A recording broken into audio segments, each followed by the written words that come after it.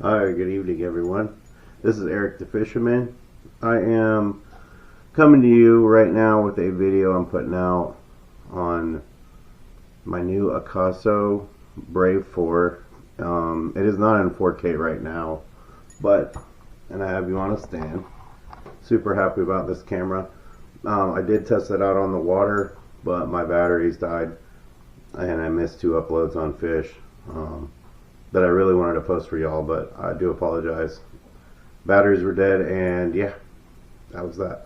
Okay, so this video, with the weather and everything, unfortunately, I won't be fishing in the morning like I had planned on doing, but I will be going fishing most likely on Sunday, and I'll be testing out this new camera, and I already have a camera mount on my kayak, and I know that works well. Great angles, and really looking forward to that. Alright, so this is one of my favorite spinner baits.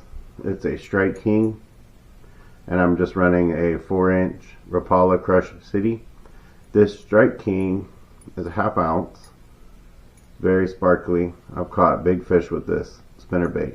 It's a silver double willow blade, and you can find it anywhere: Walmart, Academy, Dick's, Sporting Goods. But what I want to go over is my lineups, which I have over here behind me. See these rods back here, and different knots. So I showed y'all a clinch, I showed you the Palomar, I improved clinch knots. Kind of want to show you the SDJam. My buddy Daryl recommended that one, and that is a sweet knot. It's almost a reverse clinch knot. So that's what we're going to do tonight. So, in honor of showing y'all what I'm doing here,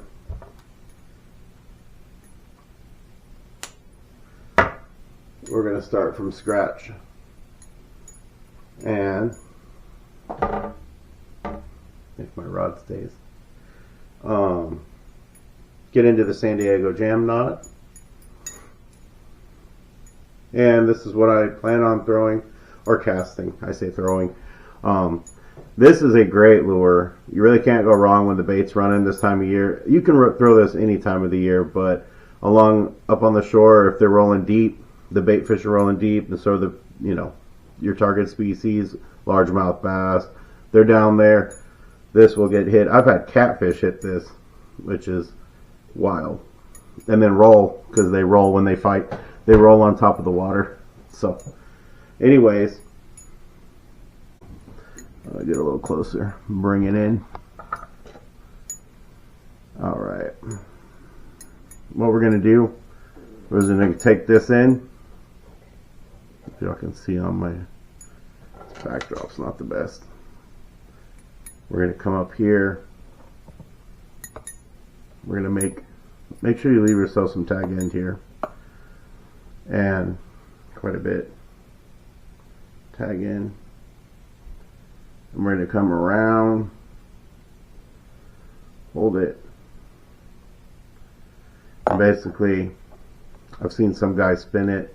You're gonna wrap this around 2 sets of line here, holding that loop.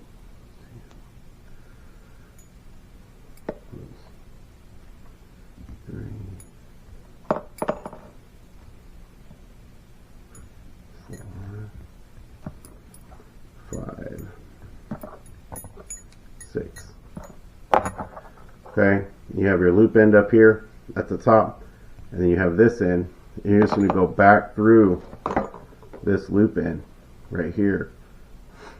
I'm not having an excessive amount of line here, but we're going to clean that up.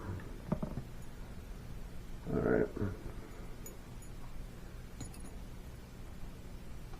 and I imagine you're going to want some lubrication. And then you're going to pull it tight on itself like so. And that's 100% strength knot. It's called the SDJam knot, or the Daryl Jam knot, for showing me. So trim your end. There it is. Alright. So I guess we'll leave that tied on. for Sunday.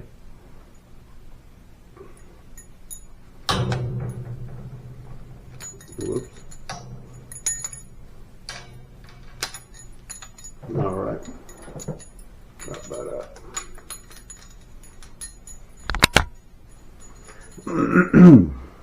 And where did that go? Here we go. I use these rod covers. This setup here is a Cast King Spartacus 2. I am using, for my line here, I'm using Red Cajun, 17-pound test. I believe I may be running a 12, but this is a mono. I know that's more of a floating line. Most of y'all know fluoro will sink, mono will float. It's a monofilament. It's an older technology technically, but I still use it, and lots of pros still use it. Everybody uses it, especially for top water, because the line does float more. However, I do want this to float and be at the top and also in the mid water column. So mono is fine with this spinnerbait. And this Red Cajun is super strong stuff. It's made by Zebco. And I believe the diameter on this one is a 0.431 millimeter. And I have this on a 7-to-1 gear ratio, Spartacus 2.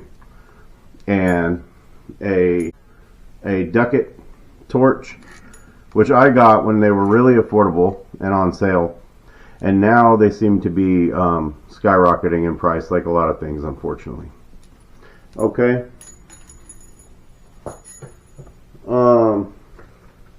Next in our lineup, we have the Flutter Spoon.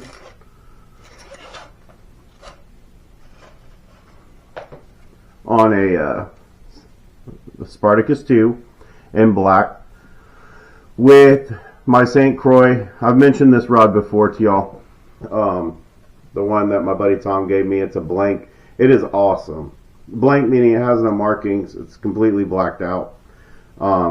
I believe it's definitely a medium heavy. It's definitely not a light rod. More even like a heavy. It definitely handles big fish really well, but it still has plenty of sensitivity in the tip, which is what you want. Definitely a great rod for this flutter spoon. This is a Nichols flutter spoon and shattered glass. I say shimmer and sham, but it is a awesome setup. Next in our lineup, I have this is a Jacob Wheeler signature series, and this is a 7-foot power medium heavy, and it can handle good sized fish. This is also a Spartacus 2. You're noticing a trend. I really love this reel. Fits great in my hand. This one's pretty banged up. You can see it's got a lot of damage. It's got a lot of damage to it. I'm using an XD6 by Strike King. This is a 15 to 20 foot diver. It dives deep, and this time of year, that's what I want. When I see those fish down deep, I'm trying to get down to them and get in their strike zone. And I'd work this in a pull and pause motion, or pull and stop, or almost like you're setting the hook and then stop. You want to pull and pause. And on that pause, a lot of times you'll get hit by your target species. Mine being largemouth bass will smash it. I've even had crappie hit this, which is wild. I mean, this is the size of, a small crappie or a bluegill. But anyways, they'll hit anything. They're aggressive. I've caught catfish, the occasional carp. This is a great lure all around. Dives deep, and it's great. Good wobble, good action. Looks like a fleeing bait fish. And if you do that pull and pause, it looks like a wounded bait fish, which largemouth bass, being opportunists, are going to smash this.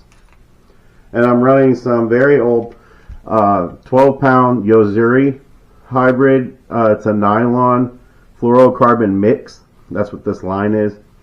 And I really need to change it out. Probably tonight.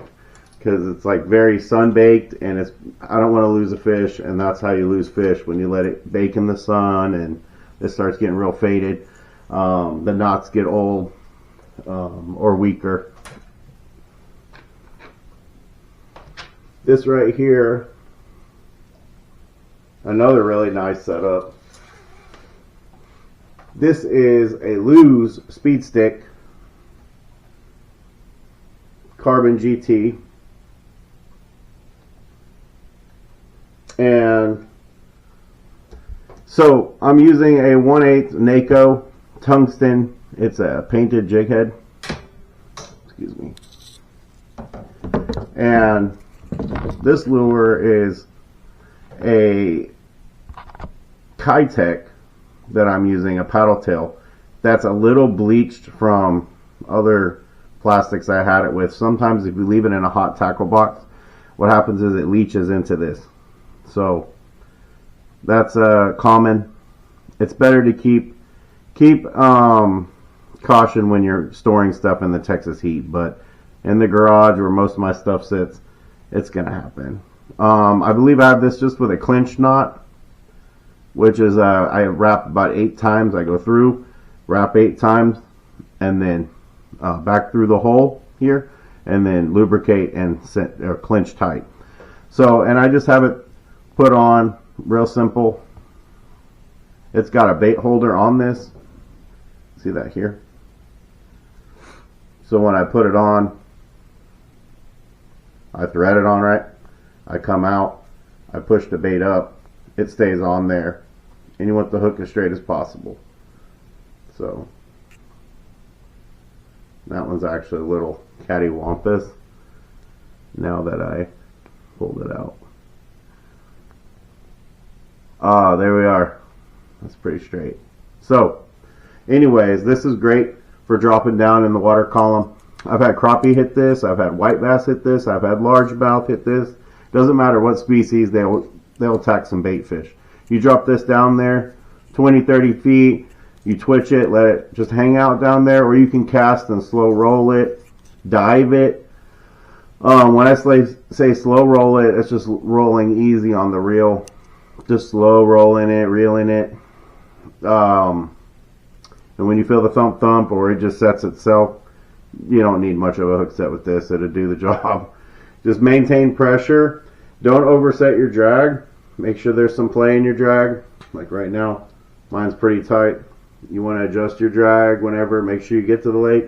Test your drags. Make sure you're good, so you don't over tighten and possibly have your knot fail, or if there's a burr in your line, snap your line. You want to give that fish a chance to fight it out and do its thing. Pop question. If anybody can tell me what this crankbait is, I would highly appreciate it. This crankbait I found at Stillhouse Hollow and was floating. If you see here, there's teeth marks. Look at all the teeth marks from largemouth bass. I caught over 50 largemouth bass with this lure. This color scheme, the brand, I have no idea what it is. I found it floating in the water and I tied it on, and there was a bunch of dudes doing a tournament out there. I was struggling to catch fish. I was like, I was casting, I must have gone through half my tackle box. I went from soft plastic, crankbaits, spinner baits, flukes, jigs, the Cincos, weightless, non-weightless. I tried everything. This comes floating up to me while I'm fishing, and I'm like, what the heck? And in perfect pristine condition, like when I got it, it must have fell off somebody's boat. It was brand new. It didn't have all these teeth marks in it yet. Bite marks from largemouth bass, just destroying it. So yeah, I tie it on, right?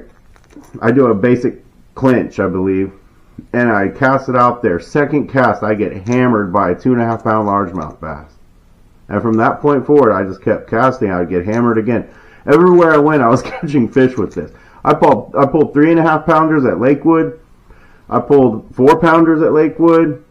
I pulled probably 10 fish in one day, in just one area of the day, in the morning with this. And it has orange. I've tried to find this. I've even looked up this type of, I guess you would say, swivel that's on it.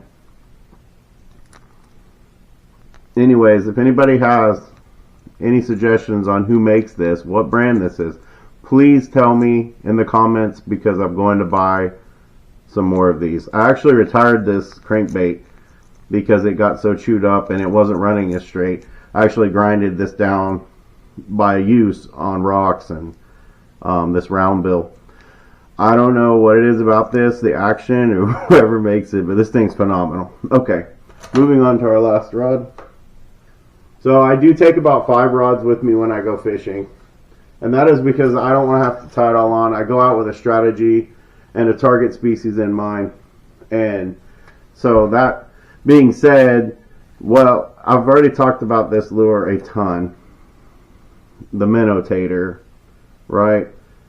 And I've gone over it a million times in my other videos, but this landed me a crappie and a white bass that I wasn't able to post because my camera failed. On Tuesday, I was out fishing. That's weird. Alright, this is an awesome lure, so we're going to leave that tied on. And this is on a Fluger combo. I actually had purchased for my wife, and she likes it. And I love using it too, especially if I'm dropping down on fish from the water column. I want to get down there, I'll just open this bail. Spinning combo is real simple and easy to use and good for dropping out line real quick and getting it down there. So anyways, I do appreciate y'all's time and for liking and subscribing and commenting and all y'all do. I really appreciate y'all coming out and being proactive on the channel, and I like talking to y'all, and it's been great. I really appreciate y'all. I hope y'all have a great rest of the evening or whatever time you're watching this, and remember, any fish is a good fish, and I'll see you very soon, hopefully with some fish on the other end of my line. So alright, I'll talk to you later.